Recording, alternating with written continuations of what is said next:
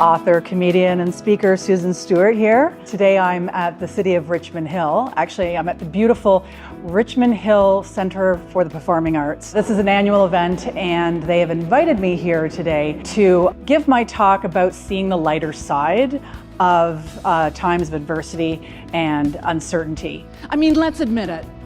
Life is no fairy tale. If you lose your shoe at midnight, well, that just means you're drunk. Yeah, you gotta laugh because life can be really hard sometimes. I mean, I don't know about you, but I've thought about running away way more as an adult than I did as a kid.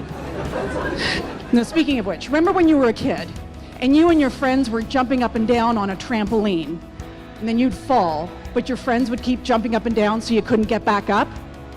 Turns out that was preparing us for being adults. We're gonna be talking about noticing when you get caught up in that negative story that's likely doubling or tripling the size of the situation, and healing the stress by noticing more of the truth of the situation. Yes, we have a habit of doing what I call negative fortune telling.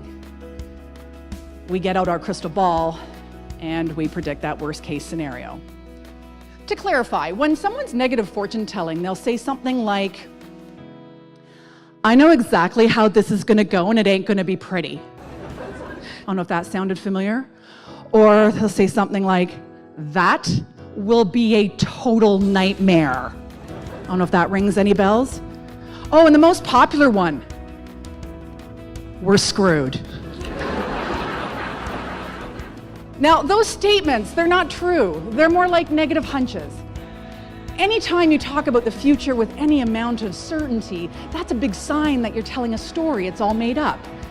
Like perhaps you've been at work and you've thought to yourself, "This meeting is going to be a total waste of time." Okay, that one usually ends up to be true, but you know what I'm getting at.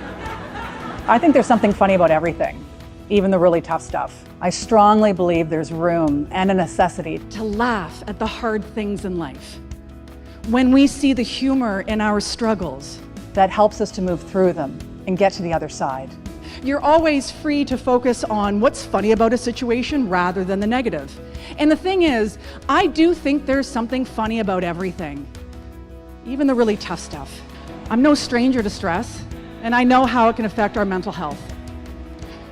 One of my favorite things to do is wake up in the middle of the night and think about things outside of my control for about 3 hours.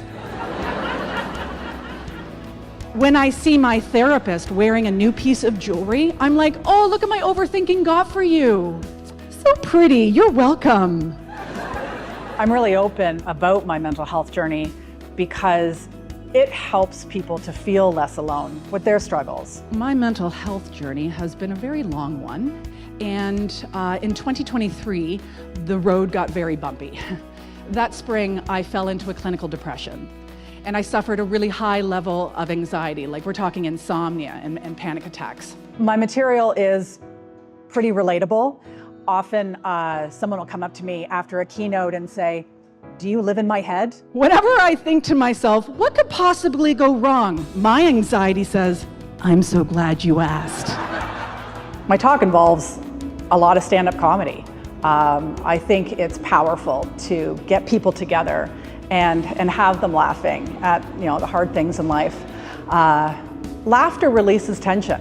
Laughter is one of the fastest and most effective ways to relieve stress. And Lord knows, we all have stress. It is so amazing to be with you folks this morning in this beautiful venue.